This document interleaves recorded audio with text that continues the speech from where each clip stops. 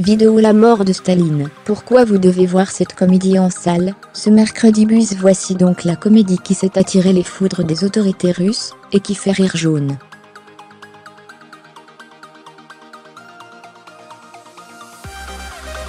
La mort de Staline, comédie enjouée du réalisateur britannique Armando Iannucci, traite comme une farce la lutte au sein de la garde rapprochée de Staline après sa mort en 1953.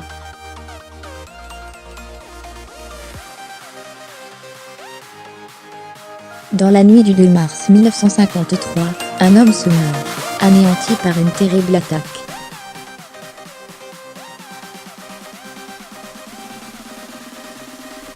Cet homme, dictateur, tyran, tortionnaire, c'est Joseph Staline. Et si chaque membre de sa garde rapprochée comme Beria, Khrouchtchev ou encore Malenkov la joue fine, le poste suprême de secrétaire général de l'URSS est à portée de main.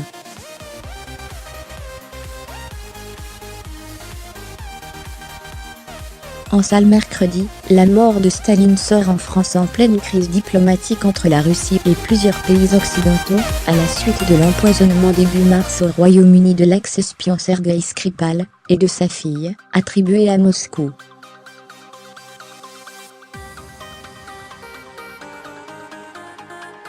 Bien avant ces fortes tensions diplomatiques, ce long métrage de Armando Iannucci avait provoqué une crise en Russie, où il a été considéré comme une comédie extrémiste, qui s'en prend à des symboles nationaux russes.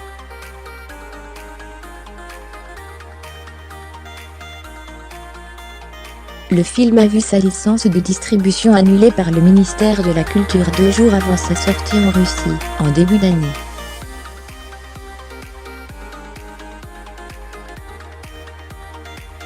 Un cinéma moscovite qui a diffusé le film a même écopé d'une amende. Voir aussi Armando Iannucci. Les Russes que j'ai rencontrés, qui ont grandi sous Staline, ont dit que mon film est drôle, mais vrai Iannucci, connu pour ses satires politiques, voulait au départ se pencher sur la figure d'un dictateur avant de découvrir le roman graphique des Français Fabien Nury et Thierry Robin, dont il a apprécié la dimension à la fois cruelle et comique.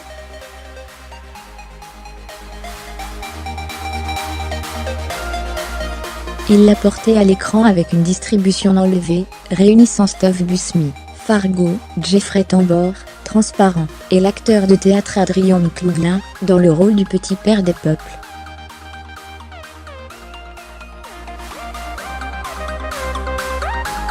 Notre intention était de réaliser un film drôle, qui désarçonne Armando Iannucci menait tambour battant.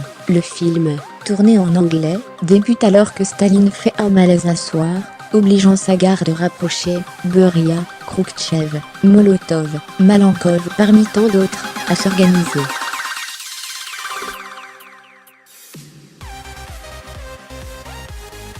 Première difficulté, trouver un médecin, alors que la plupart sont au goulag, rappelle le film qui multiplie les clins d'œil et anecdotes sur cette page sombre de l'histoire.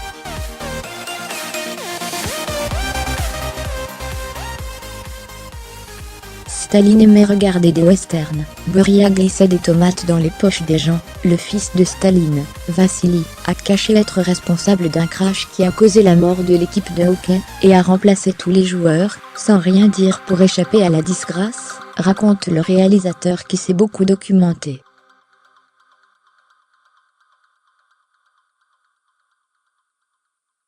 Pour donner vie au film, il s'est rendu en Russie, pour visiter la datcha de Staline et autres lieux importants.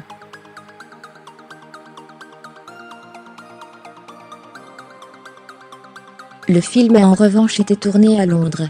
Après la mort de Staline, la course au poste de secrétaire général est lancée, avec son lot de coups bas et trahisons.